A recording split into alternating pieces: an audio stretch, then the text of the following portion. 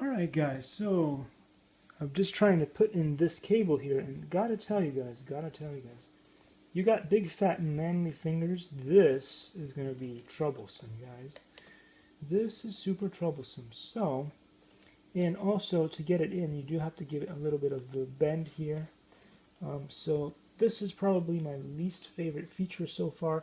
Just fiddling around with this a little bit to see if I could set it up. This is going to be pretty easy. You just kind of screw them in, and so far they look pretty good. But this, guys, this is troublesome. Getting the headphone jack will probably be okay. Micro SD card in there is going to be a bit of a problem as well.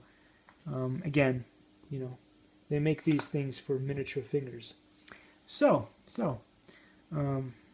those are the two biggest downside for me so far, and I'll see you soon with more. Likey.